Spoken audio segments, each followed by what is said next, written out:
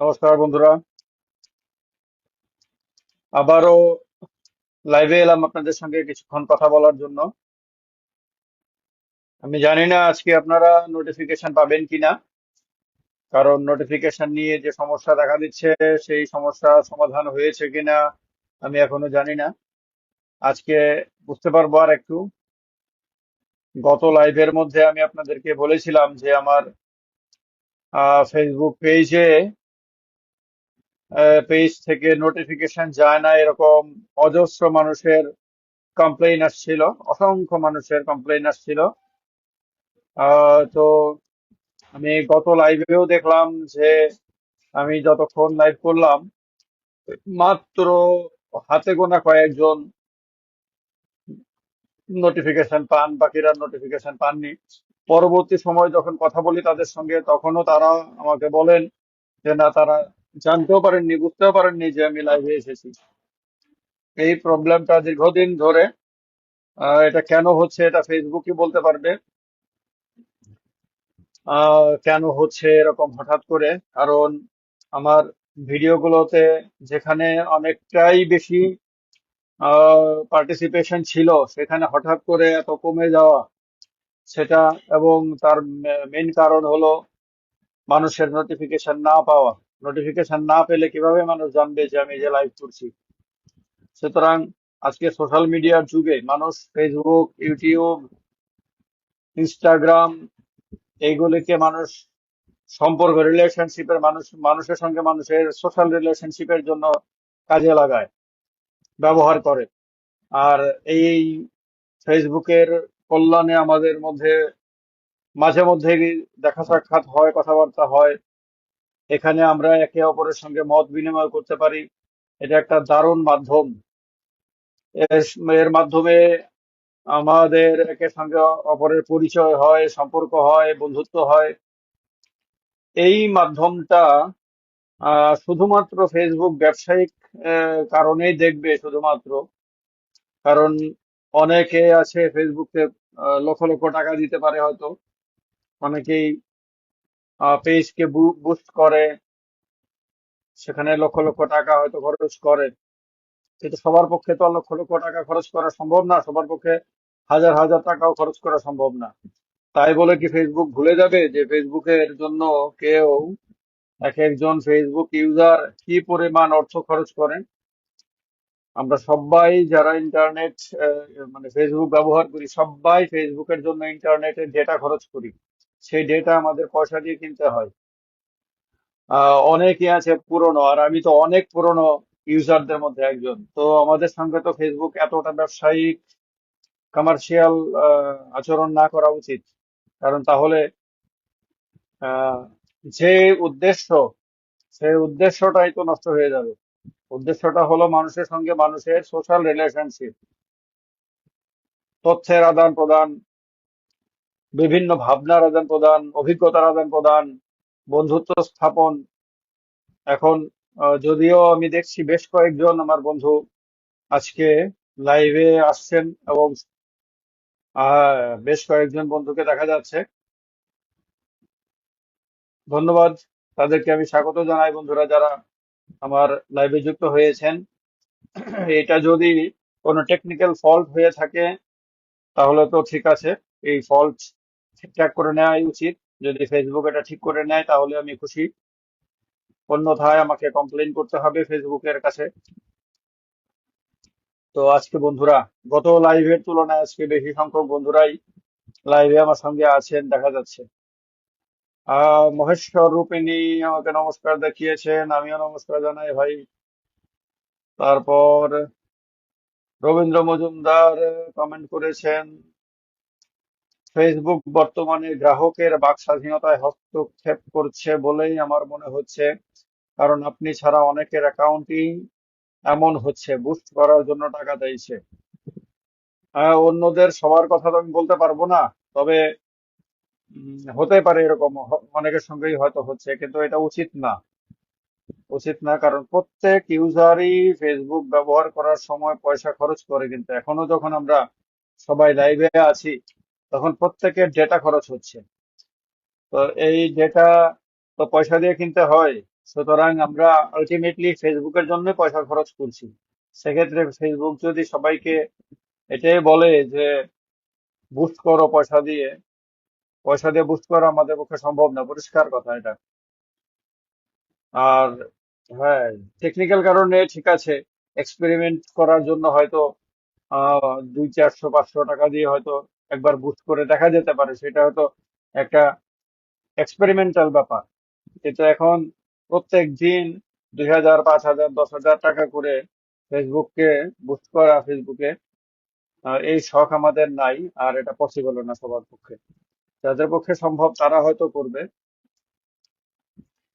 আমাদের পক্ষে সম্ভব না। তবে আমি আরেকটা জিনিস মনে করি যে আমাদের এই যে নর্মালি ন্যাচারালি আমাদের যে আহ, এই যে কানেকশনটা, যে লাইভ করলে লাইভের মধ্যে অন্যরা এসে যুক্ত হওয়া, একজন কমেন্ট কিছু পোস্ট করলে স্বতঃস্ফূর্ত ভাবে কেউ আসা, এগুলো হলো ন্যাচারাল। এই ন্যাচারাল ভাবে বুস্ট করে পয়সা দিয়ে আর্টিফিশিয়ালি ফেক অ্যাকাউন্ট দিয়ে কাউকে হয়তো শেয়ার করিয়ে দেওয়া, ফেক অ্যাকাউন্ট দিয়ে হয়তো আপনার কমেন্ট করিয়ে দেওয়া, হ্যাঁ, বা ফ্রেন্ডশিপ রিকোয়েস্ট পাঠিয়ে দেওয়া, ফলো করে দেওয়া, এগুলি তো আর্টিফিশিয়াল, এগুলি তো আর অরিজিনাল না। তো এগুলিতে কি লাভ হবে? অরিজিনালি যারা কানেক্টেড হয় তারা অনেক ভ্যালুয়েবল।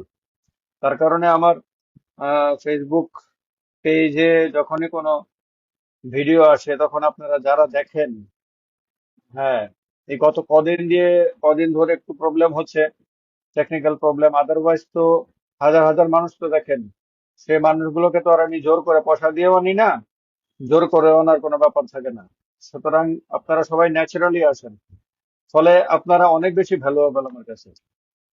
দেবদুলাল দাস লিখেছেন, মন ভালো নেই, হঠাৎ করে মন খারাপ থাকার মতো কি কারণ হলো ভাই? গৌতম দে লিখেছেন, হাই, হ্যালো। আর কথা হলো মণিপুরে খুব খারাপ অবস্থা আজকে। আজকে না, আমরা তো কদিন ধরে অল্প বিস্তর নিউজে দেখছি অগ্নিকাণ্ডের ঘটনা টটনা ঘটছে, সংঘর্ষ ঘটছে, কমিউনাল ক্ল্যাশ। মণিপুর আমাদের কাছে খুব ইম্পর্টেন্ট, কারণ ত্রিপুরা রাজ্যে প্রচুর মণিপুরী সম্প্রদায়ের মানুষ বসবাস করে। মণিপুরে ত্রিপুরার অনেকে পড়াশোনা করে। মণিপুরের সঙ্গে আমাদের ঐতিহাসিক সম্পর্ক, আমাদের ত্রিপুরা রাজ্যের অনেকে হয়তো জানেন ত্রিপুরা রাজবাড়ির সঙ্গে মণিপুরের রাজবাড়ির সম্পর্ক আছে। ত্রিপুরার রাজারা কোন এক সময়ে একদম সাম্রাজ্য বিস্তার করতে করতে মণিপুর পর্যন্ত চলে গেছিল। ফলে মণিপুরের সঙ্গে আমাদের একটা হিস্টোরিক্যাল রিলেশনশিপ আছে। রবীন্দ্র আবার লিখেছেন, ইতিপূর্বে আপনি লাইভে আসার সাথে সাথে 400, 500, 1000 দর্শক জয়েন হতো, এখন খুব কম দর্শকই জয়েন হচ্ছে। দর্শকরা তো নোটিফিকেশনই পায় না, নোটিফিকেশনই পায় না রবীন্দ্র। এটাই তো, এই কমপ্লেইনটাই তো আমি গত লাইভের মধ্যে আমি করলাম। কারণ আমার কাছে অজস্র মানুষ যারা আমার লাইভে বা আমার ভিডিওতে, মানে কি বলবো আমি, বছরের পর বছর আমার সঙ্গে কানেক্টেড থাকতো, আমার ভিডিও দেখতো, তাদের মধ্যে অনেকে কমপ্লেন করেছে আমাকে যে ভাই কি হলো, তুমি এখন আর ভিডিও টিডিও করো না, কিছু না, কোনো লাইভে আসো না, কিছু না। আমি তো বললাম যে আমি ভিডিও দিলাম ভাই, অত অত তারিখ ভিডিও দিলাম, বলো যে না, কোনো নোটিফিকেশন পাই না, তোমার কোনো ভিডিওর নোটিফিকেশন পাই না। কালকে লাইভ করার পরে সেই লাইভের পর্যন্ত, কালকে না পরশু দিন, সেই লাইভের পর্যন্ত নোটিফিকেশন নাকি পাইনি। মৈপং বিষ্ণুপ্রিয়া মণিপুরী প্রচার কোষ নির্বাচন। আচ্ছা, তো এই এই কমপ্লেইনটা অনেক মানুষের কাছ থেকে, তার কারণে আমি বললাম এটা কোনো না কোনো একটা টেকনিক্যাল প্রবলেম হচ্ছে। আদারওয়াইজ কয়দিন আগেও যেখানে 10,000 মানুষ দেখলো আমার ভিডিও, সেখানে আজকে হঠাৎ করে একবারে 1,000-এর নিচে নেমে যাওয়া, এমনকি কোনো ভিডিও তো কয়েকশো মাত্র, মানে এরকম তো হওয়ার কোনোভাবেই কথা না, কোনোভাবেই কথা না। হ্যাঁ, গত 2009 সাল থেকে আমি ফেসবুকে আছি। আর লাইভ বোধহয় ফেসবুকে বোধহয় প্রথম ত্রিপুরা রাজ্যে লাইভ করা ওদের মধ্যে আমি। হুম। আমি বহু বছর ধরে লাইভ করছি। তো এনিওয়ে, আমি মণিপুরের আর ত্রিপুরার কথাটা বলছিলাম যে মণিপুরে যে বার্নিং হচ্ছে, মণিপুরে যে কুকি মেইতেই সম্প্রদায়ের মধ্যে আহ, যেটা শুনলাম আর কি, আমরা নিউজও দেখলাম। আর আমিও আজকে মণিপুরে আমার ইম্ফলে আমার সিনিয়র একজন জার্নালিস্ট আছেন ন্যাশনাল মিডিয়ার, ওনার সঙ্গে আমি কথা বলেছি। মণিপুরে আমার সঙ্গে অনেকে পরিচিত সাংবাদিক, প্রফেসর, মণিপুর ইউনিভার্সিটির প্রফেসর। আমি তো তাদের কোয়ার্টারে গেছিলাম, মণিপুর ইউনিভার্সিটির আমি গেছি। প্রফেসরদের বেশ কয়েকজন প্রফেসর, রিসার্চার, ওদের সঙ্গে আমার মিটিং হয়েছে, কথাবার্তা হয়েছে। ইম্ফলে আমি গেছি। তো এছাড়াও এখানকার বেশ কয়েকজন সিনিয়র সাংবাদিক ন্যাশনাল মিডিয়াগুলোতে আছে, তাদের সঙ্গে আমার পরিচয় আছে। আরো অনেকের সঙ্গে পরিচয় হয়েছে বিভিন্ন সময়ে। তো আমি আজকে তো কথা বলেছি। তো বললো যে হ্যাঁ, সিচুয়েশন খুব টাফ সিচুয়েশন মণিপুরে। ফলেও বেশ কিছু জায়গাতে ইনসিডেন্ট হয়েছে, কিছু কিছু বিভিন্ন জেলাতেই কুকি মেইতেই সম্প্রদায়ের মধ্যে। মূলত তিনি যা বললেন যে এসটি স্ট্যাটাস, সেটাকে কেন্দ্র করেই মণিপুরীরা এসটি স্ট্যাটাস চাইছে। আর কুকি সম্প্রদায়ের তারা নাকি তাতে আপত্তি জানাচ্ছে, if it is correct, if it is correct. যাই হোক, সে বিষয় নিয়ে মণিপুর তো অত্যন্ত একটা সাংস্কৃতিক ঐতিহ্যশালী একটা ভূমি। আমাদের মহাভারতের সঙ্গে মণিপুরের সম্পর্ক আছে। সম্ভবত অর্জুনের শ্বশুর বাড়ি চিত্রাঙ্গদার জন্মস্থান হলো মণিপুর। মণিপুরের সংস্কৃতিতে মণিপুরীদের মধ্যে আপনার বৈষ্ণব সম্প্রদায়ের, কৃষ্ণকে মানে এরকম সম্প্রদায়ের একটা বিরাট বড় অংশ রয়েছে। মণিপুরের সংস্কৃতি, ঐতিহ্য সবকিছু অত্যন্ত উন্নত, অত্যন্ত, এবং মানে সারা ভারতবর্ষ অত্যন্ত অত্যন্ত জনপ্রিয়। সেই মণিপুরের সঙ্গে ত্রিপুরার রাজ পরিবারের সম্পর্ক রয়েছে।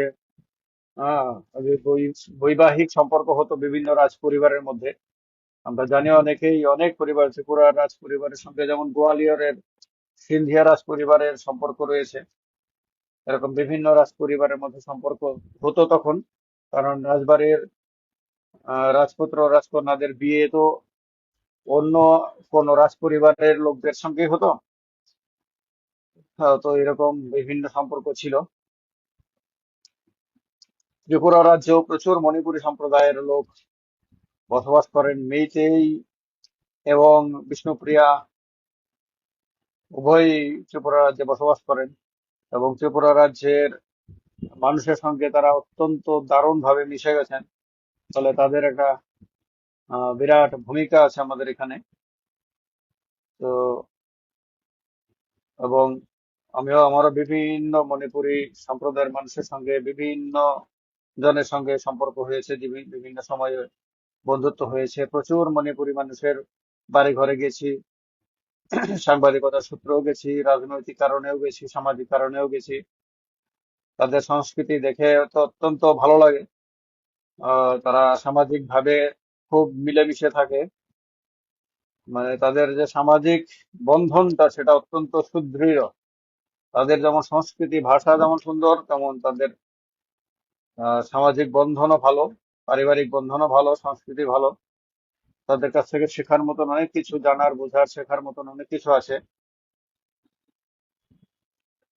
তো মণিপুরে গিয়েও আমি খুব ভালো ভালো খাবার খেয়েছি, বিভিন্ন ধরনের, যেগুলি আবার আমাদের এখানে পাইনি। মণিপুর হোটেলে গিয়ে যখন খেয়েছি, তখন খাবার এক্সেলেন্ট, মানে এইরকম বিভিন্ন সবজি খেয়েছি, যে সবজিগুলো জীবনে আর কোথাও, ভারতবর্ষের অন্য কোথাও খাইনি, এবং এত সুস্বাদু। এবং খাবার দেওয়ার যে মানে স্টাইলটা আর কি, সেটাও দেখার মতন। হোটেলের মধ্যেও আমি দেখেছি যে কি সুন্দর মণিপুরি ড্রেস পরে খাবার সার্ভ করা পরিষ্কার পরিচ্ছন্ন ভাবে একদম। হ্যাঁ, থালা দেখার মতন থালা, গ্লাস টাস দিয়ে এত ছোট ছোট বাটির মধ্যে আলাদা আলাদা সবজি দেওয়া, এত দারুণ আর কি মণিপুরের। তো এগুলি শেখার আগে এক একটা সংস্কৃতি, এক একটা সম্প্রদায়ের যে সংস্কৃতি, সেটা কিন্তু আমাদের মধ্যে কিন্তু সম্পর্কটাকে আরো মজবুত করে, এবং একজন আরেকজন থেকে আমরা এইভাবে শিখি ঘুরতে ঘুরতে। মণিপুরে তো আমাদের নেতাজি সুভাষচন্দ্র বসুর আজাদ হিন্দ ফৌজের বিশাল বড় ইতিহাস রয়েছে। আপনারা অনেকেই জানেন হয়তো, মণিপুরে ব্রিটিশ এবং আমেরিকান ফোর্সকে হারিয়ে আজাদ হিন্দ ফৌজ সেখানে ভারতের জাতীয় পতাকা তুলেছিল। আমি সেখানেও গেছি এবং নিজে চোখে দেখে এসেছি সেই ঐতিহাসিক স্থান যেখানে আজাদ হিন্দ ফৌজের বীরত্বের ইতিহাস রয়েছে। আহ সেই মণিপুর, সেই মণিপুরের ঘটনা এখন ত্রিপুরারও প্রচুর ছেলে মেয়ে মণিপুরে পড়াশোনা করে বিভিন্ন শিক্ষা প্রতিষ্ঠানে, এবং আমাদের রাজ্য সরকারের তরফ থেকে ইতিমধ্যে এ ব্যাপারে চিন্তা প্রকাশ করে উদ্যোগ নেওয়া হয়েছে বলে দেখেছি বিভিন্ন নিউজ চ্যানেলে। এটা একটা ভালো লক্ষণ। রাজ্য সরকারের তরফ থেকে তাদেরকে ফিরে আনার জন্য এই মুহূর্তে বা তাদেরকে সেফটি দেওয়ার জন্য স্বতঃপ্রণোদিত ভাবে উদ্যোগ নেওয়া, এটা প্রয়োজন। আর ত্রিপুরা মথার চেয়ারম্যানকেও দেখেছি, যেহেতু রাজপরিবার আছে, মানে মণিপুরের সঙ্গে তো একটা ঐতিহাসিক সম্পর্ক আছে, তিনিও বলেছেন যে তিনিও প্রয়োজনে ত্রিপুরার ছেলে মেয়েদেরকে এখানে ফিরিয়ে আনার জন্য তিনিও সাহায্য করবেন। এগুলি অ্যাপ্রিসিয়েবল। আমি মনে করি যে যাদের যাদেরই সম্পর্ক রয়েছে, বিজেপি হোক, কংগ্রেস হোক, সিপিএম হোক, ত্রিপুরা হোক, সমস্ত দলের বিভিন্ন নেতাদেরই কিছু না কিছু সম্পর্ক রয়েছে, যোগাযোগ থাকবে, থাকার দলগুলির তো থাকবেই। কংগ্রেসের অবশ্যই থাকবে। কংগ্রেস মণিপুরেও দীর্ঘদিন শাসন ক্ষমতায় ছিল, ফলে ত্রিপুরা রাজ্যের কংগ্রেস নেতাদের সম্পর্ক থাকা খুব স্বাভাবিক। সেই যোগাযোগটাকে, সেই সম্পর্কটাকে কাজে লাগিয়ে ত্রিপুরার ছেলে মেয়েদের সাহায্য করা উচিত। কংগ্রেস এর যারা শীর্ষ নেতা, বিশেষ করে কংগ্রেস প্রেসিডেন্ট বিজি সিনহা, আহ তিনিও মণিপুরী সম্প্রদায়ের মানুষ, ফলে ওনারও ব্যক্তিগত যোগাযোগ থাকাটা খুব স্বাভাবিক। আমার মনে হয় ব্যক্তিগতভাবে ওনারও উদ্যোগ নেওয়া উচিত। আর তাছাড়া ত্রিপুরা সরকার তো উদ্যোগ নিয়েইছে, সরকারের উদ্যোগের পাশাপাশি আহ বেসরকারি ভাবে বিভিন্ন রাজনৈতিক দলের তরফ থেকেও এই ধরনের উদ্যোগ নেওয়া উচিত। কারণ ত্রিপুরার ছেলে মেয়েরা যারা এইরকম পরিস্থিতিতে আটকে যায়, তারা তখন কিরকম একটা টেনশনে থাকে, এখানে তাদের পরিবারের মানুষ একটা আতঙ্কে থাকে, আর ওইখানে যারা আটকে থাকে তাদের মধ্যে আতঙ্ক থাকে। হ্যাঁ, ফলে তাদের ওই মুহূর্তে হয়তো কিং কর্তব্য বিমূঢ় হয়ে যায়, অনেকে কি করব কি করব না বুঝতে পারে না। তো এই সময়ে তাদেরকে খুঁজে বের করে তাদেরকে সেফলি রাজ্যে ফিরিয়ে আনা, তার জন্য যার যত যোগাযোগ করা দরকার, যেমন মণিপুর ইউনিভার্সিটিতে আমারও আহ, সেখানে প্রফেসর, একাধিক প্রফেসর সঙ্গে আমার পরিচয় আছে। যদি ত্রিপুরা সেখানে যদি কোনো স্টুডেন্ট থাকে এবং কমিউনিকেশনের জন্য যদি মানে দরকার হয়, তাহলে আমিও সেটা করব, কোনো অসুবিধা নেই আমারও। যেখানে যেখানে যোগাযোগ আছে, যে সাংবাদিকদের সঙ্গে যোগাযোগ আছে, পলিটিক্যাল লিডারদের সঙ্গে যোগাযোগ আছে, সেটাকে কাজে লাগাতে কোনো অসুবিধা নেই। কিন্তু ত্রিপুরার ছেলে মেয়ে যারা আটকে আছে, তাদের এখানে নিরাপদে তাদের ঘরে ফিরিয়ে আনা এই মুহূর্তে দরকার। কারণ ভায়োলেন্স হচ্ছে, এবং ভায়োলেন্স দেখা যাচ্ছে, এগুলি টিভিতে দেখা যাচ্ছে এই সময়ে।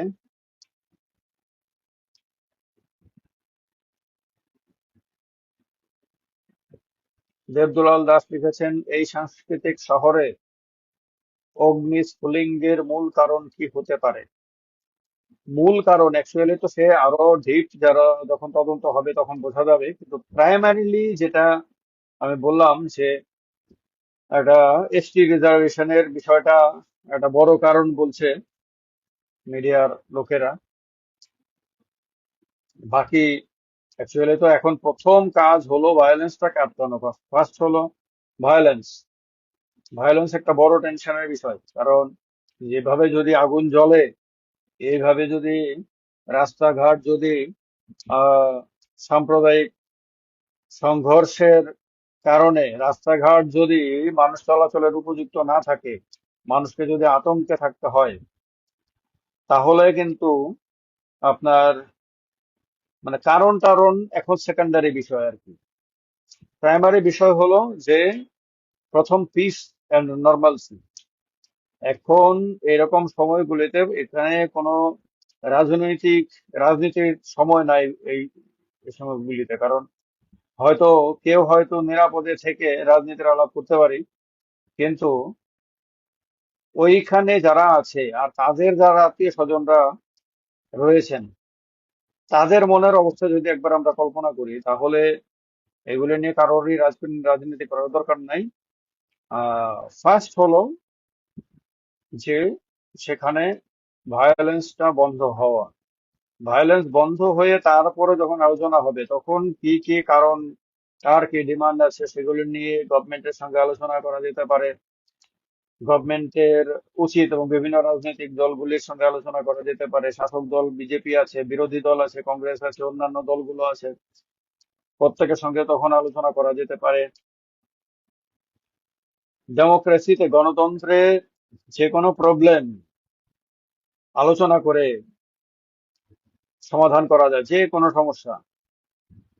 সমস্যা অস্ত্র ছাড়াই, অস্ত্র ছাড়াই, মারপিট না করে, দাঙ্গা হাঙ্গামা না করে, কাটাকাটি মারামারি না করে, শুধু বসে আলোচনা করে যে কোনো সমস্যা সমাধান করা যেতে পারে।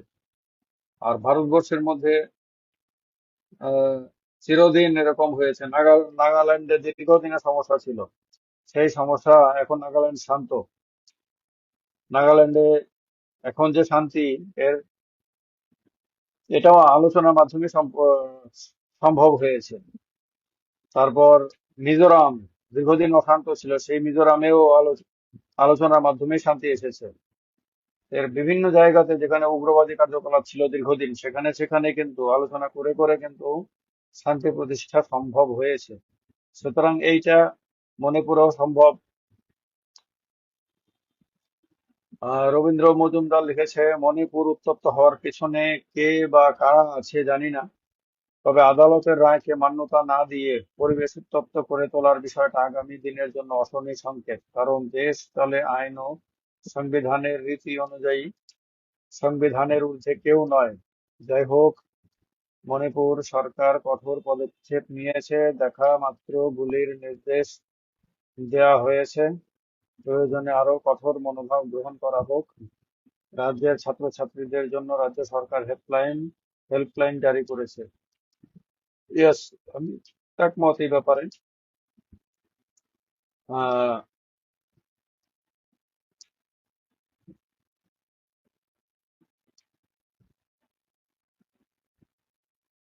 আলোচনা ছাড়া বন্দুক টন্দুক নিয়ে তো একটা ভারতবর্ষের মতন একটা বিশাল ক্ষমতাশালী রাষ্ট্র, এই রাষ্ট্রে অন্য কোনো পদ্ধতিতে পসিবল না। অন্য কোনো পদ্ধতিতে পসিবল না, অন্য কোনো পদ্ধতির কথা চিন্তা করাও উচিত না। কারণ ভারতবর্ষে ডেমোক্রেসি যে কোনো চ্যালেঞ্জ মোকাবেলা করতে পারে। যে কোনো চ্যালেঞ্জ, মানে সেটা উগ্রপন্থীদের কাছ থেকে আসা চ্যালেঞ্জ, অথবা সরকারও কখনো কখনো স্বৈরতান্ত্রিক হয়ে গেলে সেই স্বৈরতান্ত্রিকতার চ্যালেঞ্জের মোকাবেলাও কিন্তু আমাদের দেশের ডেমোক্রেসি করতে পারে। আমাদের দেশের ডেমোক্রেসি ক্ষমতার ক্ষমতার অহংকারকেও মানে প্রশ্রয় দেয় না। আমাদের দেশের গণতন্ত্র এত মজবুত আর কি। আবার রাষ্ট্রকে কেউ বন্দুক দেখিয়ে চোখ রাঙিয়ে রাষ্ট্রকে চ্যালেঞ্জ জানাবে, এটাও আমাদের দেশের ডেমোক্রেসি মানে না।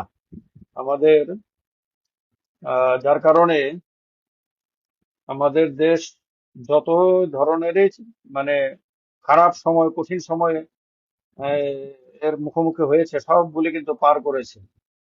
আগামী দিনেও আমাদের দেশে যত ধরনেরই চ্যালেঞ্জ আসুক না কেন, সব চ্যালেঞ্জের মোকাবেলা আমাদের দেশ করতে পারবে এবং করার মতন ক্ষমতা আছে। কারণ ভারত পৃথিবীতে এরা বিশাল ক্ষমতা সম্পন্ন, পৃথিবীর প্রথম সারির শক্তিগুলির মধ্যে ভারত একটি।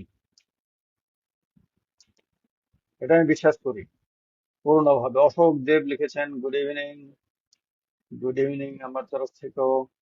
উত্তম কুমার সিনহা লিখেছেন, আর্থিক মানদণ্ডের ভিত্তিতে সংরক্ষণ প্রথা চালু হলে সব ক্যাটাগরির গরিব ও পিছিয়ে পড়া মানুষের আর্থ-সামাজিক বিকাশ ঘটবে। শুধুমাত্র নির্দিষ্ট ক্যাটাগরির লোকেদের সংরক্ষণের আওতায় প্রায় 70 বছর যাবৎ সুবিধা দেয়া সত্ত্বেও কি তাদের বিকাশ হয়নি? যদি না হয়ে থাকে তবে অন্য কোনো কারণ থাকতে পারে, অবশ্যই পর্যালোচনার বিষয়।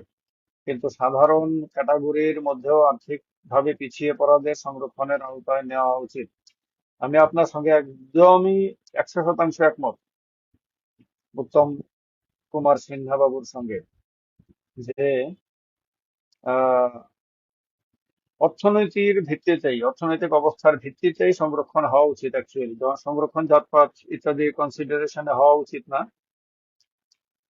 আর এমনিতেও জাতপাতের চিন্তা ভাবনা থেকে আমাদের বেরিয়ে আসা উচিত।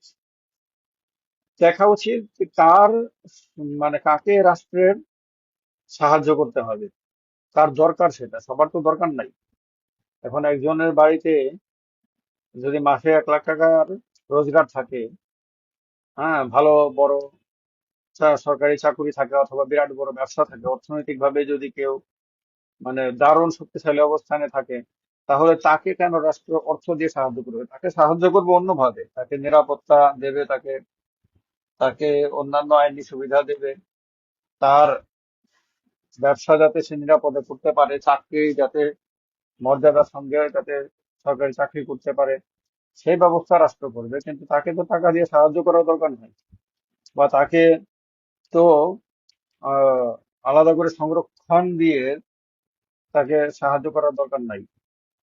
সংরক্ষণের দরকার হলো যার ঘরে খাবারের ব্যবস্থা নাই, যার ঘরে উপযুক্ত রোজগারের ব্যবস্থা নাই, অথবা অর্থনৈতিক ভাবে যারা এতটা পিছিয়ে আছে যে তাদের পক্ষে আহ, বিভিন্ন মানে সমাজে সুস্থ এবং সুন্দরভাবে বেঁচে থাকা কঠিন, তাদেরকে রাষ্ট্র স্পেশাল রাইট দিয়ে তাদেরকে সাহায্য করবে। এই কারণে অর্থনীতির ভিত্তিতে, অর্থনৈতিক অবস্থার ভিত্তিতে আহ সংরক্ষণ না, শুধু মানে সাপোর্ট বলবো, রাষ্ট্রীয় সাপোর্ট। সংরক্ষণ এটা পার্মানেন্ট ব্যবস্থা হওয়া উচিত না। যখন ডক্টর বি আর আম্বেদকর যখন সংরক্ষণ চালু করেছিলেন, তখন তিনি কিন্তু 10 বছরের জন্যই কিন্তু করেছিলেন। কারণ তিনি চেয়েছিলেন যে এই 10 বছরের মধ্যে ভারতে যে অসাম্যগুলো আছে, বিভিন্ন জাতপাতের ভিত্তিতে হোক, অর্থনীতির ভিত্তিতে হোক, বিভিন্ন যে ডিফারেন্স গুলি আছে, সেই ডিফারেন্স গুলি দূর হয়ে যাবে। ওনার উদ্দেশ্য কিন্তু মহৎ ছিল।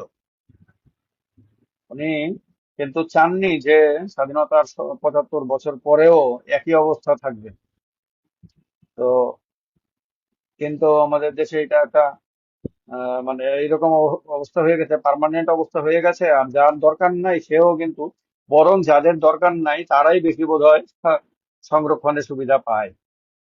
যাদের দরকার আছে তারা পায় বলে মনে হয় না। কারণ তাহলে তারা যদি পেত, সবাই যদি উপযুক্ত পিছিয়ে পড়া মানুষই যদি সব পেত, তাহলে তো আজকে আর 75 বছর পরে আর আজকে পিছিয়ে পড়া মানুষ আছে ভারতবর্ষে, এটা আর বলার সুযোগ থাকতো না।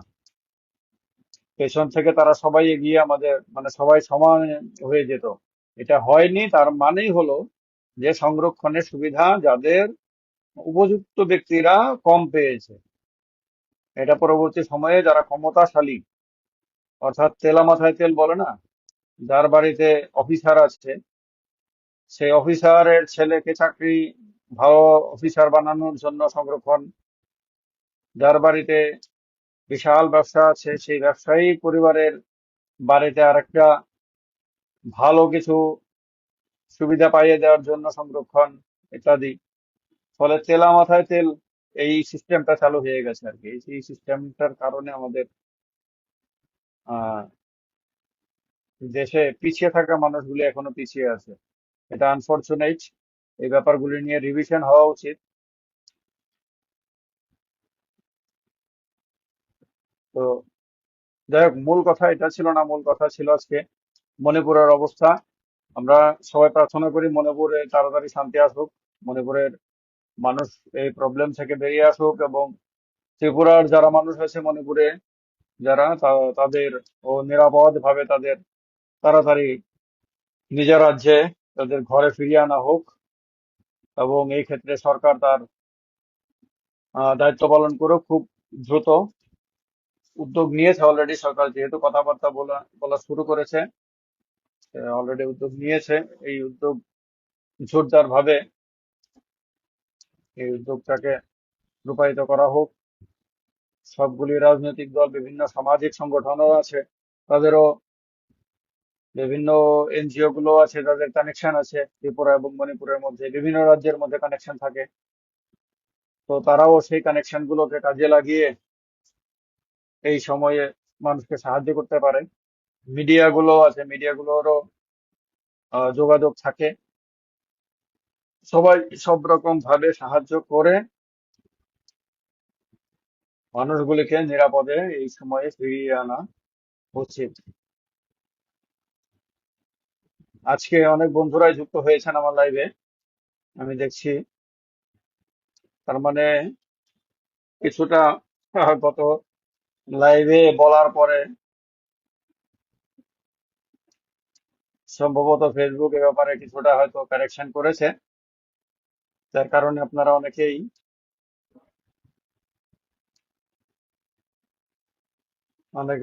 আজকে নোটিফিকেশন পেয়ে যুক্ত হয়েছেন। যারা যুক্ত হয়েছেন তাদের মধ্যে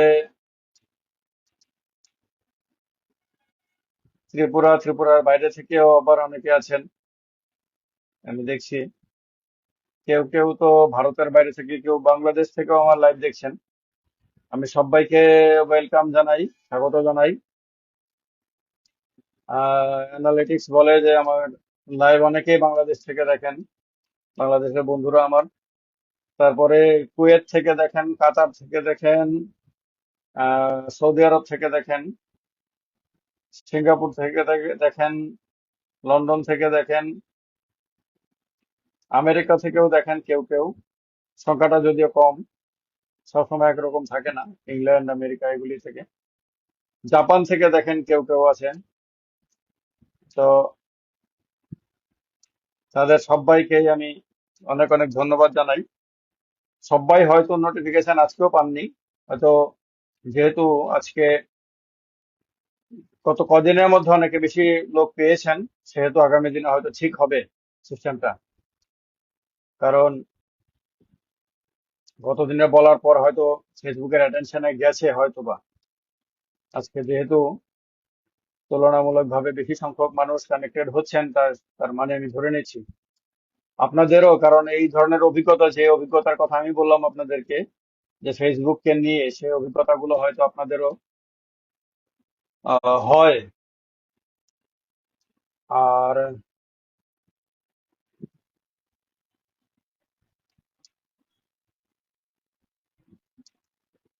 আচ্ছা, আরেকটা কথা বলে দিই। আমার এই যে টাইটেলটা দেওয়া হয়েছে এই লাইভের ওপরে, টাইটেলের ঠিক নিচে দেখবেন আপনারা আমার ইউটিউব চ্যানেলের লিংক দেওয়া আছে। সেই ইউটিউব চ্যানেলের লিংকের মধ্যে ক্লিক করলে আপনারা আমার ইউটিউব চ্যানেলে চলে যাবেন। সেই ইউটিউব চ্যানেলে আমার আমার নামেই আমার ইউটিউব চ্যানেল, সেটাতে ক্লিক করে আপনারা সাবস্ক্রাইব করে নিতে পারেন, যারা আমার ইউটিউব চ্যানেলে আমার সঙ্গে যুক্ত হননি। কারণ ইউটিউব চ্যানেলেও আমি মাঝে মধ্যে লাইভে আসি। তো আজকে ফেসবুকে এলাম, মাঝে মধ্যে আমি ইউটিউব চ্যানেলেও লাইভে আসি, তখন সেখানেও আপনাদের সঙ্গে তাহলে আমার আহ যোগাযোগ হওয়া সম্ভব। আর ইউটিউবে আমি নিয়মিতভাবেই আমার ভিডিও পোস্ট করি। তো সুতরাং আপনারা যদি আমার ইউটিউব চ্যানেলটিকে সাবস্ক্রাইব করে রাখেন, সাবস্ক্রাইব করে পাশে থাকা বেল বাটনটি যদি আপনারা ক্লিক করে রাখেন, তাহলে যখনই আমার ভিডিও, রেকর্ডেড ভিডিও আপলোড হয় অথবা আমি লাইভে আসি ফেসবুক, ইউটিউবে, তখন তার নোটিফিকেশন আপনাদের কাছে চলে যাবে এবং আপনারা সেখানে আমার সঙ্গে কানেক্টেড হতে পারেন। আর এখানে তো আপনারা যারা আমার আহ এই পেজটিকে ফলো করে রেখেছেন, তারা তো সবাই যদিও পান না হয়তোবা, তা না হলে তো আরো অনেক বেশি লোকই যুক্ত হতেন অন্য সময়ে। কিন্তু তবুও আমার বিশ্বাস যে এটা ঠিক হয়ে যাবে আস্তে আস্তে। হ্যাঁ, এই সমস্যা সব সময় থাকে না। তো এটা একটা মাধ্যম আপনাদের সঙ্গে, আপনাদেরও বিভিন্ন বিষয় নিয়ে আমি আলোচনা করব, যে ইনফরমেশন গুলি আপনাদের কাজে লাগানোর, কাজে লাগার বিষয়। আর অনেক ধরনের ইনফরমেশন বিয়ন্ড পলিটিক্স, পলিটিক্স এর বাইরেও অনেক ধরনের ইনফরমেশন আমি শেয়ার করব। আর আমার যে সমস্ত বন্ধুরা বেকারত্বের জ্বালায় ছটফট করে, কাজের আইডিয়ার জন্য এখানে ওইখানে যায়, আমি তাদের ব্যাপার নিয়েও কিছু ভিডিও করব, লাইভ করব, যেখানে আমার মনে হয় যে আহ, আজকের দিনে, আজকে সায়েন্স এন্ড টেকনোলজির যুগে আমরা বিভিন্ন কিছু তো আমরা দেখি, বিভিন্ন অভিজ্ঞতা হয় আমাদের। আমার মনে হয় যে আজকের দিনে মানুষ রোজগারের অনেক রাস্তা খুলে গেছে, সেই রাস্তাগুলোকে কাজে লাগিয়ে সৎ পথে এবং আইনি পথে আহ মানে রোজগার করতে পারেন। তো সেগুলো নিয়ে আমরা আলোচনা করব, যাতে আমার বন্ধুরা উপকৃত হয়, যাদের মানে এই আইডিয়া গুলো শেয়ার করলে যাদের কাজে লাগবে, তাদের জন্য আমি এই আইডিয়া গুলো শেয়ার করব। তো বিভিন্ন ধরনের বিষয় নিয়েই কিন্তু আমার এই লাইভ গুলো হবে। আহ রাজনৈতিক বিষয় নিয়ে তো অবশ্যই হবে। রাজনীতি আমাদের জীবনের অঙ্গ, কিন্তু রাজনীতি ছাড়াও, বিশেষ করে দলীয় রাজনীতির বাইরে প্রচুর বিষয় আছে যেগুলো নিয়ে আমাদের নিয়মিতভাবে আলোচনা করা উচিত, মত বিনিময় করা উচিত, যেগুলি করলে উপকৃত হবেন আপনারা, মানুষ উপকৃত হবে, সেগুলি করা উচিত। আর তার জন্য আমি নানান বিষয় টাইম টু টাইম আমি লাইভে আসবো, লাইভ মানে আলোচনা করব। আপনারাও যারা আমাকে এক্ষেত্রে সাজেশন দিতে চান, যে মানে কোনো বিষয় হয়তো আপনাদের মাথায় আসতে পারে যেটা নিয়ে আলোচনা করা দরকার বলে আপনারা মনে করেন, তারা আমাকে হোয়াটসঅ্যাপে বা আমার মেসেঞ্জারে আমাকে মেসেজ করে আমাকে সাজেশন দিতে পারেন, ওপেন মাইন্ডেড সাজেশন দিতে পারেন যে এই বিষয় নিয়ে আলোচনা করুন। আলোচনা করার জন্য যদি কোনো তথ্য থাকে, অথেন্টিক যদি কোনো ইনফরমেশন থাকে আপনাদের কাছে, সেটা আমার সঙ্গে শেয়ার করতে পারেন। আমার হোয়াটসঅ্যাপ নাম্বারে আপনারা আমাকে হোয়াটসঅ্যাপ করে আপনারা জানাতে পারেন আমাকে আপনাদের মতামত। আর আমার হোয়াটসঅ্যাপ নাম্বার তো এই পেজের মধ্যেও আছে, আমার হোয়াটসঅ্যাপ সেখানেও আপনার পেয়ে যাবেন, আমার এই পেজের সঙ্গে কানেক্টেড আছে। তবুও আমি বলে দেই আমার লাইভের মধ্যে, আমার হোয়াটসঅ্যাপ নাম্বার হলো 9436360912। আরেকবার বলি, 9436360912। এই হলো আমার হোয়াটসঅ্যাপ নাম্বার। সেখানে আপনারা আমাকে হোয়াটসঅ্যাপ করে আপনাদের কোনো সাজেশন থাকলে সেটা আমার সঙ্গে শেয়ার করতে পারেন। আর আমার এই লাইভে সবাই আসতে পারেন, সবাই স্বাগত। আহ যারা আমার প্রশংসক তারা যেমন স্বাগত, যারা আমার সমালোচক তারাও স্বাগত। যারা আমাকে পছন্দ করেন তাদেরকে যেমন আমি এই লাইভে, এই প্রোগ্রামে, আমার পেজে স্বাগত জানাই। যারা আমাকে একদম অপছন্দ করেন, অপছন্দ করাও তো কম, আমি বলবো যারা আমাকে মন থেকে ঘৃণা করেন তাদেরকেও আমি স্বাগত জানাই। আমাকে ভালোবাসার অধিকার যেমন আছে আপনাদের, মন থেকে ঘৃণা করার অধিকারও আছে। পছন্দ করার অধিকার যেমন আছে, অপছন্দ করার অধিকার আছে। আহ তো তারা উভয়ই স্বাগত। আর যে যার যার বক্তব্য এখানে লিখবেন, তবে লেখাটা যখন লেখেন সেটা আপনার প্রত্যেকের লেখার মধ্য দিয়ে তো তার একটা শিক্ষা, সংস্কৃতি, পারিবারিক ঐতিহ্য ইত্যাদি এর প্রকাশ ঘটে। তো এই কারণে আপনি কমেন্ট বক্সে কি লিখবেন সেটার সঙ্গে, মানে সেটা দেখে আবার আপনার আহ শিক্ষা সংস্কৃতি সেগুলি অনুমান করার একটা সুযোগ হয়। তো সেটা তো ভিন্ন ব্যাপার, আমি বলে দিলাম। আমি হয়তো সেটা আপনারা সবার ক্ষেত্রে হয়তো প্রযোজ্য না এটা।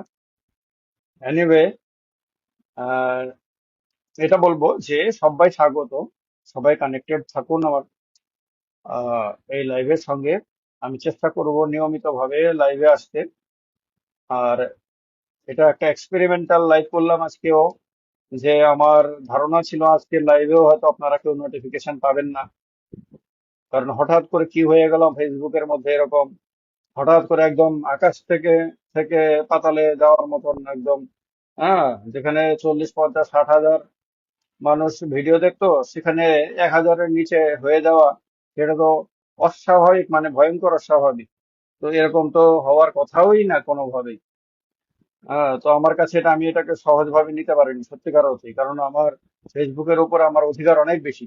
কারণ আমি 2009 সাল থেকে, আমার বোধহয় এমন খুব কম দিন গেছে যেদিন আমি ফেসবুকে কোনো পোস্ট দেইনি, 2009 সাল থেকে।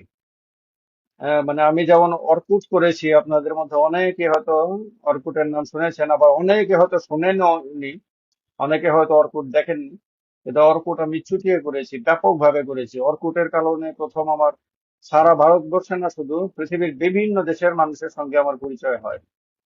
হ্যাঁ, প্রথম আমি সোশ্যাল মিডিয়ায় আমার পা দেওয়া হয় অর্কুটের মাধ্যমে। তো সেই অর্কুট করার পরে, করতে করতে যখন ফেসবুকের কথা জানি, তখন 2009 সালে আমি ফেসবুক অ্যাকাউন্ট খুলি। এবং তারপর থেকে আমি ফেসবুকের এক ধরনের নেশাতে পড়ে যাই। এক একজনের তো এক একটা নেশা, কারোর প্রত্যেকদিন মদ খাওয়ার নেশা, কারোর হয়তো অন্য কিছুর নেশা থাকে। আমি কিন্তু ফেসবুকের নেশা, মানে আমি স্বীকার করি যে আমার এটা ভালো লাগে, কারণ এই এটার মাধ্যমে মানুষের সঙ্গে মানুষের সম্পর্ক। আর আমি ছোটবেলা থেকেই মানুষের মাঝখানে বড় হয়েছি, মানুষকে নিয়ে কাজ করেছি, মানুষকে নিয়ে আমার জীবন। আমার ফেসবুক প্রোফাইলে গেলে আপনারা যে হাজার হাজার ছবি দেখবেন, সব আমার কার্যকলাপের ছবি। আমার সারা জীবন ধরে আমি যে মানে নিরবচ্ছিন্ন ভাবে আমি মানুষের মাঝে কাজ করেছি, সেই সমস্ত কাজের ছবি আছে, সব আছে। আমার সমস্ত পোস্ট গুলো রয়েছে, কোনো পোস্ট আমি ডিলিট করিনি, কোনো ছবি ডিলিট করিনি। এগুলি আমার গৌরব, এগুলি আমার ইতিহাস, এগুলি আমার অতীত এবং আনন্দের। এগুলি সব আমার এই সোশ্যাল মিডিয়া। তো মানে 2009 থেকে 2006 বা 2007 থেকে শুরু করেছি। কিন্তু আমি ছোটবেলা থেকে আমি মানুষের মাঝে কাজ করতে করতে বড় হয়েছি। তো সেই কারণে আমার খুব ভালো লাগে আপনাদের সঙ্গে যখন মত বিনিময় হয়। বহু মানুষের সঙ্গে আমার ফেসবুকের কল্যাণে পরিচয় হয়েছে, বহু মানুষের সঙ্গে, বহু মানুষ বিভিন্ন জায়গাতে, ত্রিপুরাতে না, শুধু ত্রিপুরার বাইরেও বহু মানুষের সঙ্গে আমার আমার যাদের সঙ্গে আমার পরবর্তী সময়ে তাদের বাড়ি ঘরে যাওয়া আসা হয়েছে। কেউ আমার বাড়িতে এসেছে, আমি তাদের বাড়িতে গেছি। কারোর সঙ্গে দিল্লিতে দেখা হয়েছে, কলকাতায় দেখা হয়েছে, অন্য শহরগুলোতে দেখা হয়েছে। এই সব ফেসবুকের মাধ্যমে অজস্র হাজার হাজার মানুষের সঙ্গে পরিচয় হয়েছে। তো কাজেই এটা একটা দারুণ মিডিয়া। আহ এর মধ্যে জাত পাত, ধর্ম ইত্যাদির ভেদাভেদের ঊর্ধ্বে উঠে মানুষে মানুষের বন্ধুত্ব, মানুষে মানুষের মানে সম্পর্ক, এটা একটা দারুণ ব্যাপার। আমি এটাকে অ্যাপ্রিসিয়েট করি। এই কারণে যখন দেখেছি যে ফেসবুক হঠাৎ করে আমার সঙ্গে কি করলো, এরকম ডিক্লাইন কেন, এই ডিক্লাইন তো অস্বাভাবিক। আমার তো এরকম ডিক্লাইন হওয়ার কোনো কারণই নাই একেবারেই।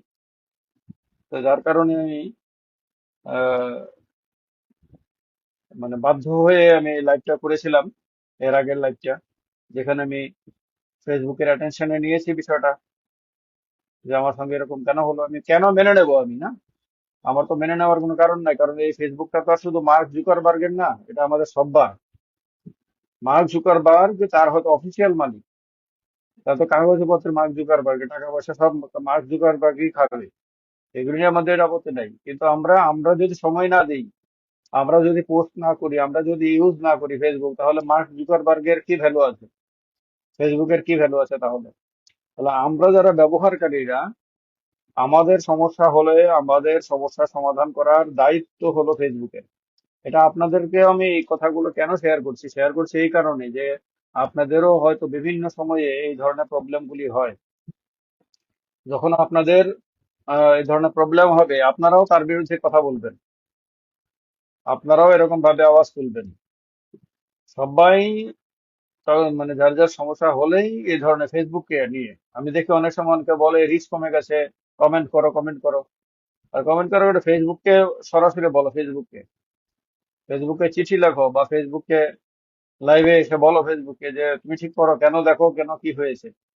তবে এটা ঠিক, ফেসবুকের মধ্যে ফেসবুকের যে কমিউনিটি গাইডলাইন্স আছে সেগুলি কারোরই মানে উল্লঙ্ঘন করা উচিত না, ভায়োলেট করা উচিত না।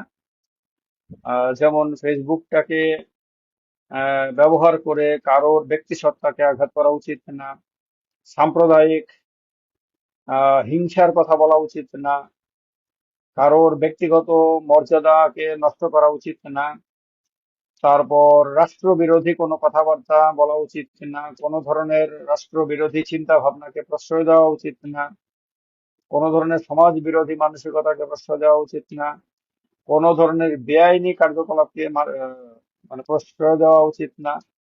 ফেসবুকটাকে কোনো রকম অবৈধ এবং বেআইনি অর্থে ব্যবহার করা উচিত না। ফেসবুকটা স্বাধীনতার মানে বাক স্বাধীনতার জায়গা, কিন্তু বাক স্বাধীনতাটাকে কোনোভাবেই অপব্যবহার করা উচিত না। সমাজ এবং রাষ্ট্রের, সে যে যে রাষ্ট্রে থাকুক না কেন, ভারতবর্ষের মানুষ যেমন ভারত রাষ্ট্রের কোনো ক্ষতি হয় বা অপমান হয় সেরকম কোনো কিছু ফেসবুককে ব্যবহার করে করবে না, ঠিক তেমনি বাংলাদেশে বসবাসকারীরা তারাও বাংলাদেশের রাষ্ট্রীয় অভিমান, রাষ্ট্রীয় সম্মান নষ্ট হয় বা রাষ্ট্রের ক্ষতি হয় এমন কোনো কাজ করবে না, এমন কোনো কথা বলবে না। কেউই যে যেই দেশে থাকবে সে সেই দেশের প্রতি দায়বদ্ধ থাকবে, সেই দেশের আইনি ব্যবস্থার প্রতি তার আনুগত্য থাকবে, সেই দেশের শিক্ষা সংস্কৃতি সভ্যতা ভাষা ধর্ম সবকিছুর প্রতি তার এবং সমাজ ব্যবস্থা সব কিছুর প্রতি তার শ্রদ্ধাবোধ থাকবে। সেটা আমি যেমন আমি ভারতবাসী, আমি যেমন আমার দেশের প্রতি আমি বলবো আমি আনুগত্যের কথা বলবো, ঠিক তেমনি আমার প্রতিবেশী রাষ্ট্র সেই দেশের মানুষকে বলবো তারা তাদের দেশের প্রতি অনুগত থাকবে।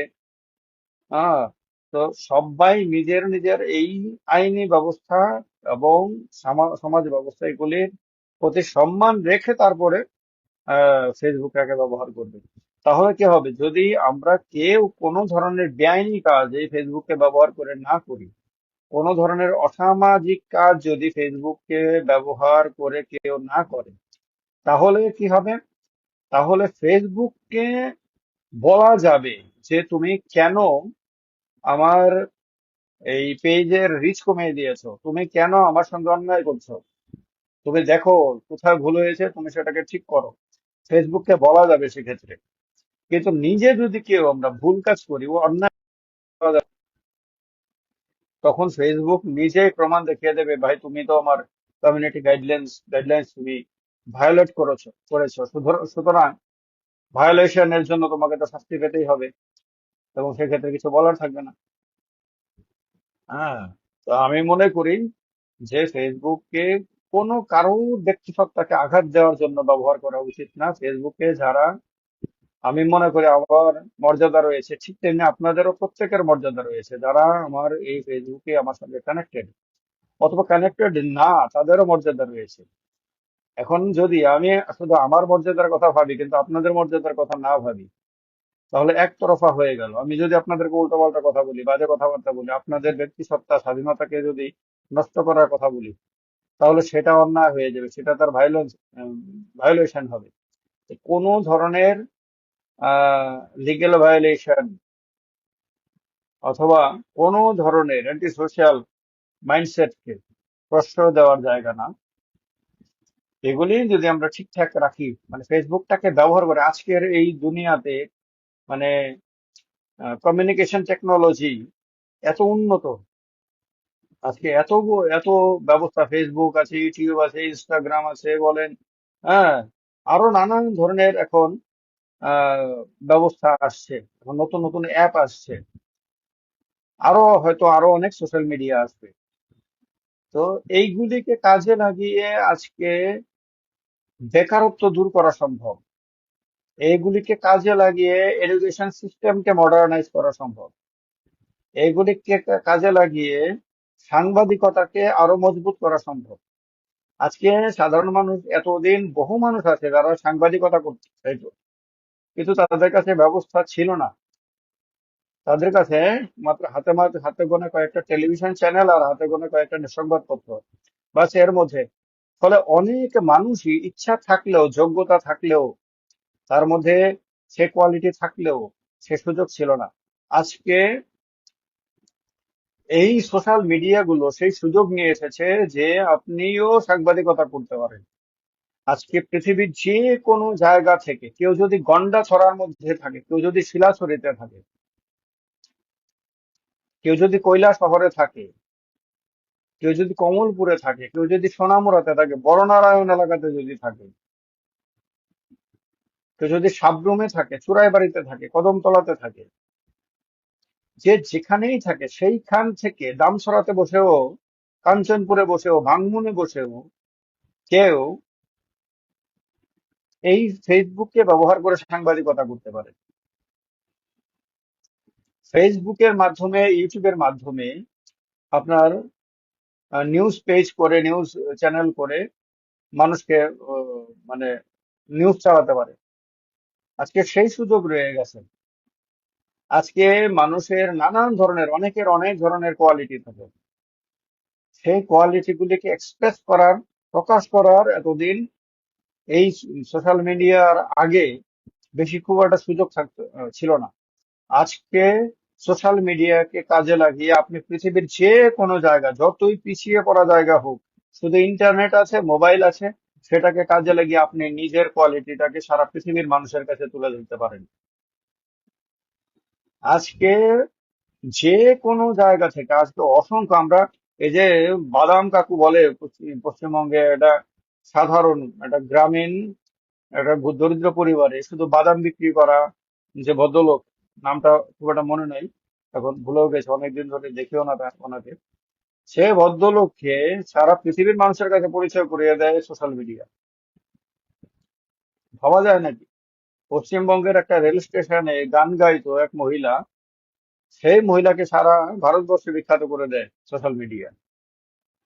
তো আজকে সোশ্যাল মিডিয়া কারণে আমরা পৃথিবীর বিভিন্ন জায়গার অজস্র জিনিস, আদারওয়াইজ আমরা কোথায় দেখতাম, টেলিভিশনের পর্দাতে। টেলিভিশনের পর্দাতে আপনারা ভাবেন তো যে আপনি যদি 10টার নিউজটা মিস করতেন, এটাকে মিস করলেন মানে মিস করলেন, এই নিউজটা আরেকবার দেখবেন না।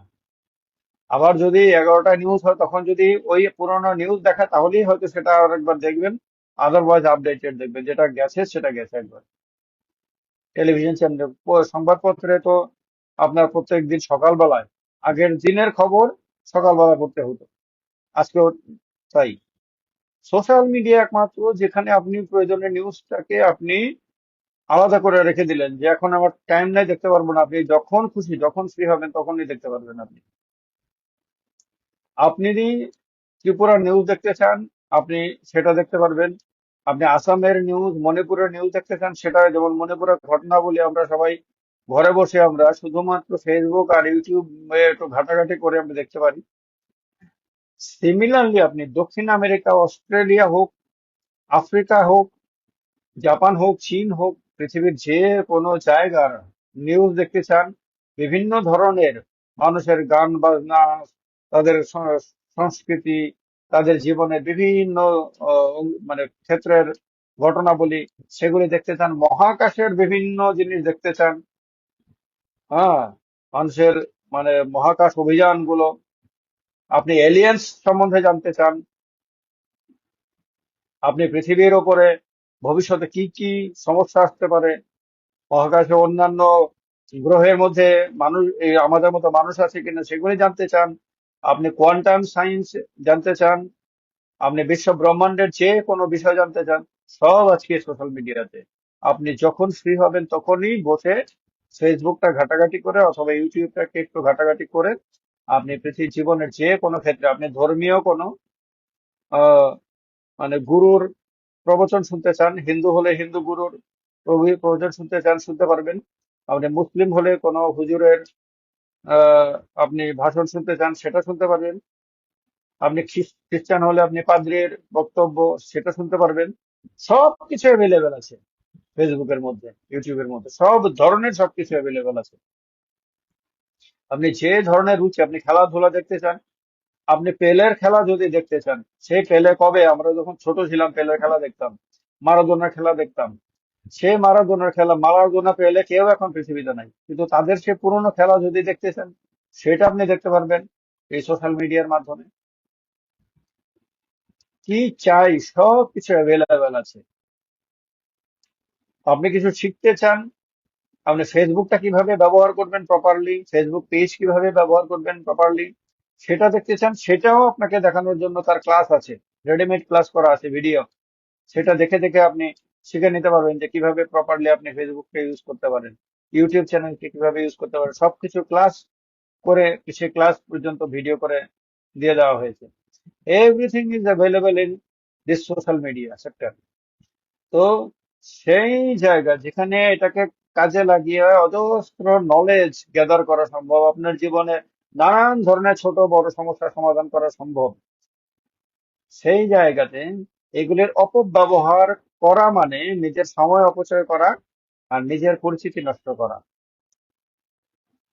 আপনি যখন ফেসবুককে কোনো নোংরা কাজে ব্যবহার করবেন, কাউকে গালি দেওয়া, কারোর ব্যক্তিত্ব হানি করার, হ্যাঁ, তখন অ্যাকচুয়ালি ওই ব্যক্তির ব্যক্তিত্বের কোনো বিন্দুমাত্র হানি হয় না, ওই ব্যক্তির বিন্দুমাত্র অপমান হয় না।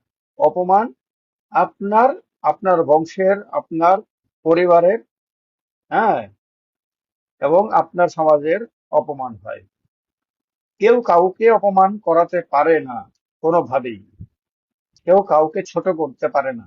মানুষ তার নিজের কাজের কারণে হয় ছোট হয়, না হলে বড় হয়। আজকে যারা যারা এই পৃথিবী বিখ্যাত হয়েছে, তারা সবাই নিজের কাজের কারণে পৃথিবী বিখ্যাত হয়েছে। বিখ্যাত যারা হয়েছে তাদের বলবো, আমি বড় হয়েছে, কোন একটা পদ দখল করে নিয়েছে, তাদের কথা বলবো না আমি। যারা বিখ্যাত হয়েছে, যারা, যাদের আমরা ছবি টাঙাই ঘরের মধ্যে, যাদের নিয়ে আমরা গর্ববোধ করি, যাদের কাছ থেকে আমরা অনুপ্রেরণা পাই, কিছু না কিছু শিখি, তারা কিন্তু মানে এরকম হঠাৎ করে কেউ ক্রেনে করে তাদেরকে বা প্যারাশুটে করে তাদেরকে নিয়ে কোথাও বসিয়ে দেয়নি। কিন্তু বিবেকানন্দ কিন্তু কোনো প্যারাশুটে তৈরি হয়নি, সুভাষচন্দ্র বসু কিন্তু কোনো প্যারাশুটে তৈরি হয়নি, মোহনদাস করমচাঁদ গান্ধী কিন্তু প্যারাশুটে তৈরি হয়নি। আজকে সে নরেন্দ্র মোদী হোক, মল্লিকার্জুন খড়গে হোক, বা অন্য যারা, যারা বিখ্যাত হয়ে লিডার, আজকে যারা আজকের দিনে যারা শরদ পাওয়ার টাওয়ার, যারা যারা আজকে যাদের শুধু বড় নেতা বলি না আমরা, তারা তারা গুণমান সম্পন্ন নেতাও, তারাও কিন্তু তিল তিল করে বড় হয়েছে নিজের কোয়ালিটির দ্বারা। এই কারণে এটাকে কাজে লাগিয়ে কিভাবে নিজেকে আপগ্রেড করা যায়, নিজেকে কিভাবে ডেভেলপ করা যায়, নিজের কোয়ালিটি কিভাবে আরো বাড়ানো যায়, নিজেকে কিভাবে আরো মজবুত করা যায়, সেইটা বরং চেষ্টা করা উচিত। সেটাকে চেষ্টা করতে পারলে, করলে ফেসবুক আপনাকে হেল্প করবে। তার অ্যালগোরিদম এইরকমই, ফেসবুক ইউটিউব এগুলির অ্যালগোরিদম এরকম ভাবেই আপনি ভালো কাজ করবেন এবং আপনি ভালো কিছু এখানে দেখাবেন, পারফরমেন্স দেখাবেন, সেটাকে প্রচার করবেন, মানুষ আপনাকে আপনার জিনিস দেখবে। হ্যাঁ, এই কারণে আমি বলবো যে proper use of social media হওয়া উচিত, proper use, improper use should not be there. আমাদের আজকের দিনে আরো মানে আরো অনেক কিছু আসতে চলেছে। সায়েন্স এত মানে ডে বাই ডে এত গ্রো করছে আর কি, এত দ্রুত গ্রো করছে যে আপনার, যেমন আমরা যখন ছোট ছিলাম তখন আমরা মোবাইল ফোন কোনোদিন ইউজ করতে পারবো এরকম আমাদের মাথাতেই আইডিয়া আসতো না। কিন্তু বড় হতে হতে আমরা মোবাইল ফোন দেখেছি না, শুধু ব্যবহার করতে শিখেছি, নতুন জিনিস আমাদের কাছে ছিল, কিন্তু আমরা তার সঙ্গে নিজেকে অ্যাডাপ্টেশন করে নিয়েছি। আমরা কম্পিউটার ছোটবেলাতে কম শুনতাম, নামই শুনিনি কম্পিউটার নামে কোনো জিনিসের।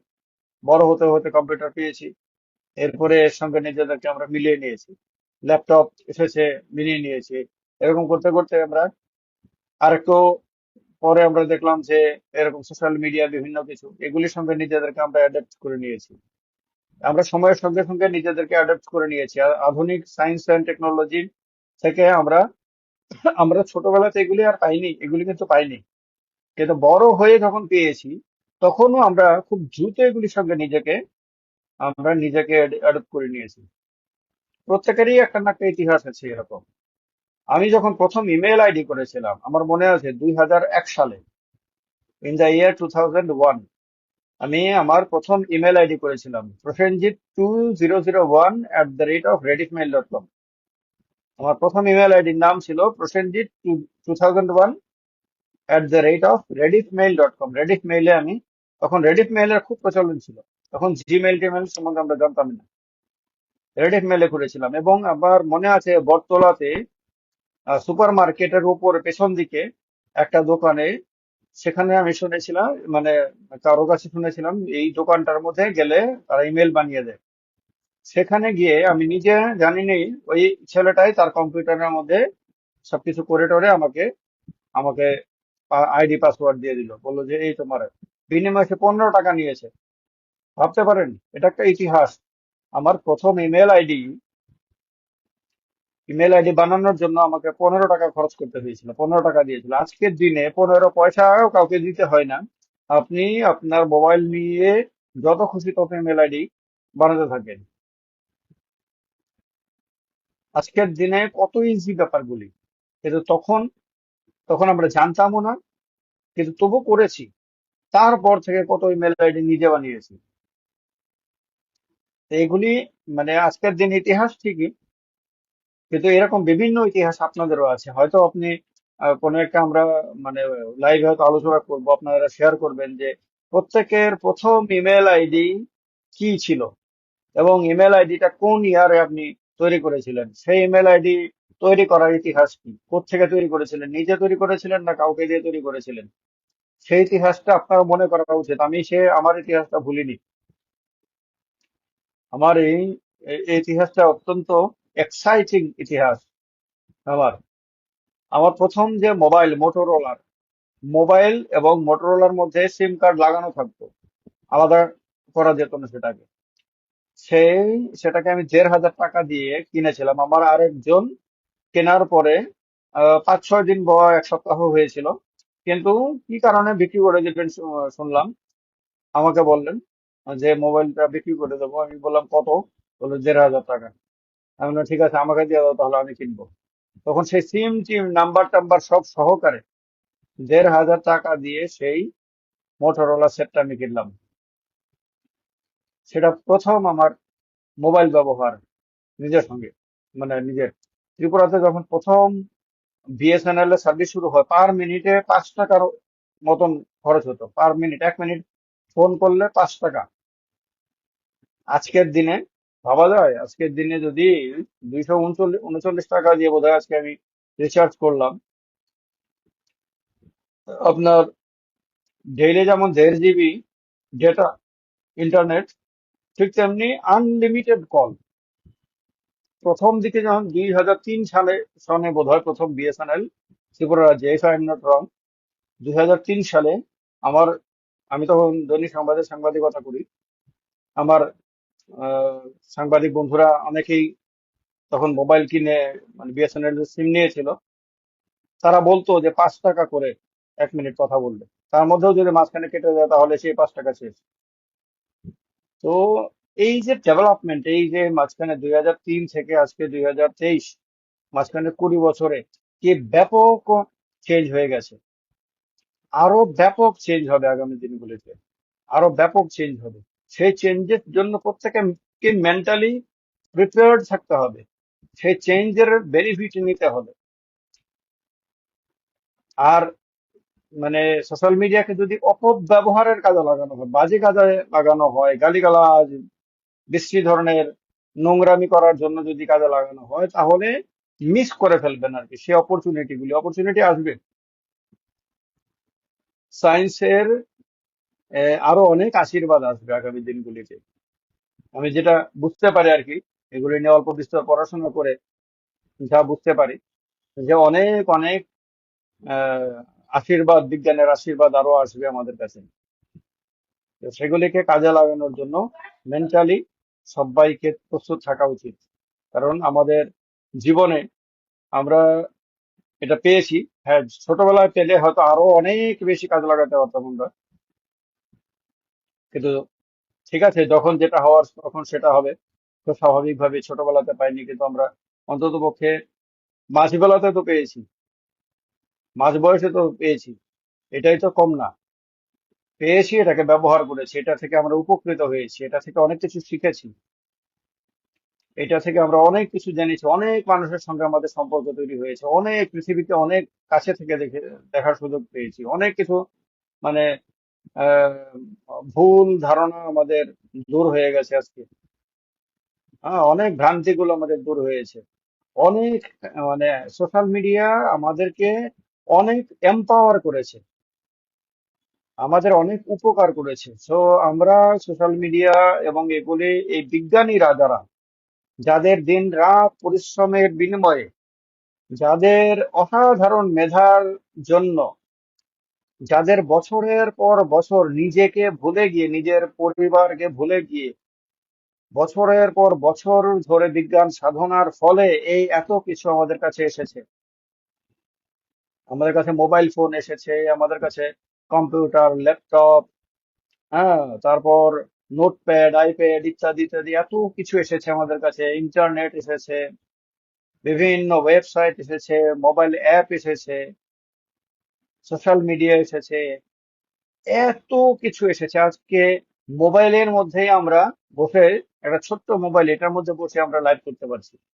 ভাবা যায় আজকের দিনে আলাদা কিছু দরকার লাগছে না, এত কিছু এসেছে। কত বিজ্ঞানীর আত্মত্যাগের ফলে, কত কত বিজ্ঞানীর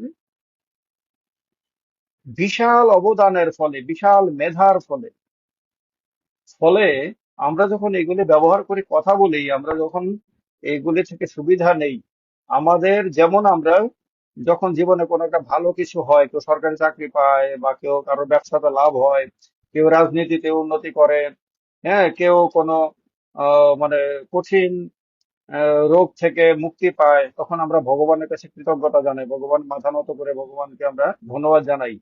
আমরা বলি প্রার্থনা, যে আমরা যে প্রার্থনা করেছি, সে প্রার্থনা তুমি সাড়া দিয়েছো বলে ভগবানের কাছে আমরা মাথা নত করি।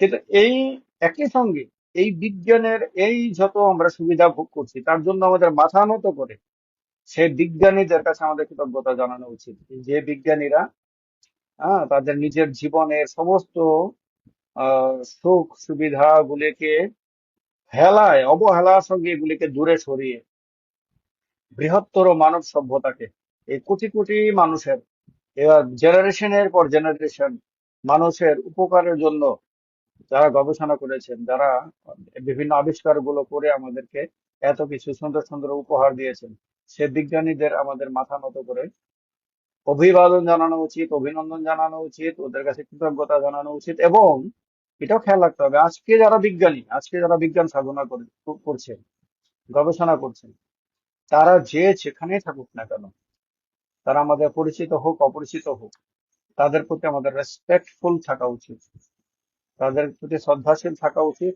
তাদের সেই গবেষণা করার কাজে আমাদের উৎসাহ দেওয়া উচিত, তাদেরকে সাহায্য করা উচিত, তাদের যাতে কোনো অসুবিধা না হয়, এবং তার সমাজে যাতে তাদের এবং তাদের পরিবারের মানুষ যাতে, যেমন ভাবে আমরা সেনাবাহিনীর জওয়ানের পরিবারকে শ্রদ্ধার চোখে দেখি, জওয়ানকে শ্রদ্ধার চোখে দেখি, কারণ তিনি আমাদের দেশ রক্ষা করেন, আমাদেরকে রক্ষা করেন, যেমন আমরা পুলিশকে শ্রদ্ধা করি, যেমন আমরা সমাজের বিভিন্ন ক্ষেত্রে আমাদের জন্য যারা অবদান রাখছেন তাদেরকে শ্রদ্ধা করি, তাদের প্রতি আমরা তাদের ধন্যবাদ জানাই, ঠিক তেমনি বিজ্ঞানীদের, কারণ এই সমাজের মধ্যে যদি বিজ্ঞানকে এপ্রিসিয়েট করার কালচার যদি তৈরি হয়ে যায়, তো সমাজটা যদি বিজ্ঞানকে, বিজ্ঞানীদের প্রতি নম্র এবং মানে শ্রদ্ধাশীল যদি হতে শুরু করে, তাহলে বিজ্ঞানীদের মনে হবে যে হ্যাঁ, আমরা যাদের জন্য, যে মানুষের জন্য আমরা এত আত্মত্যাগ করছি, এত কিছু করছি, সে মানুষ অন্ততপক্ষে আমাদেরকে ভালোবাসা দিচ্ছে, আমাদেরকে স্বীকৃতি দিচ্ছে, এবং আমাদেরকে তারা ভালোবাসে। সুতরাং আমরা আমাদের এই আত্মত্যাগের ভ্যালু পাচ্ছি। সবাই তার অবদান, তার সে কিছু একটা করলে, একটা ভালো কাজ করলে, বিনিময়ে তার যদি অন্ততপক্ষে রেসপেক্টটা যদি সে সমাজ থেকে পায়, তাহলে তার ভালো লাগে, তার মধ্যে উৎসাহ আরো বাড়ে, এবং এইটা দেখে আরো অন্য নিউ জেনারেশনের মানুষের মধ্যে উৎসাহ বাড়ে। সেইটা আমরা যদি শুরু করি আমাদের বিজ্ঞানীদের প্রতি, মানে অ্যাজ এ হোল আমাদের সোসাইটি যদি আমাদের সায়েন্টিস্টদের প্রতি যদি রেসপেক্টফুল থাকার আমরা কালচার ডেভেলপ করতে শুরু করি, তাহলে আগামী দিনগুলিতে আমাদের সায়েন্টিস্টরা আমাদের জন্য আরো আরো বিউটিফুল সব জিনিস আনবেন, এবং আহ, তাদেরও ভালো লাগবে আর কি। তো আমি অন্ততপক্ষে আমার এই লাইভের মধ্য দিয়ে আমি পৃথিবীর সমস্ত বিজ্ঞানীদের, জাত পাত ধর্ম বর্ণ ভাষা নির্বিশেষে পৃথিবীর সমস্ত বিজ্ঞানীদেরকে মাথা নত করে আমি শ্রদ্ধা জানাই। তাদের জন্যই আজকে ঘরে বসে আমি আপনাদের সঙ্গে কথা বলতে পারছি, আমার কথাগুলি আপনারা শুনতে পাচ্ছেন। তাদের জন্য, তাদের সাধনার জন্য, তাদের গবেষণার জন্য। সুতরাং তাদেরকে অনেক অনেক শ্রদ্ধা, অনেক অনেক ভালোবাসা। বিজ্ঞানের জয় হোক, বিজ্ঞানীর জয় হোক। সবাই ভালো থাকবেন। মণিপুর শান্ত হোক। মণিপুরি ভাই বোনরা, কুকি ভাই বোনরা, যারা যারাই মণিপুরে আছেন, সবাই শান্তিতে বসবাস করুক, শান্ত হোক, মানুষ ভালো থাকুক। সবাই ভালো থাকবেন, আপনারা ভালো থাকবেন। আজকের লাইভ এখানে শেষ করছে। 9টা 11 বাজে, 1 ঘন্টা 11 মিনিট হয়েছে। অনেক দিন পরে আমি লাইভ, এত সময় লাইভ করলাম, অনেক দিন পরে। কিন্তু আজকে লাইভে অনেক মানুষ আমার সঙ্গে যুক্ত হয়েছেন। বোঝা যাচ্ছে যে আজকে আপনারা নোটিফিকেশন পেয়েছেন এবং পেয়ে যুক্ত হয়েছেন। আশা করি আগামী দিনগুলোতেও আমার আহ, এই ফেসবুক লাইভ গুলোতে আপনাদেরকে পাবো। আমি আগামীকালকেও 8টার সময় আসবো, লাইভে আসবো। আগামীকালকেও আপনাদেরকে পাবো বলে বিশ্বাস রাখি।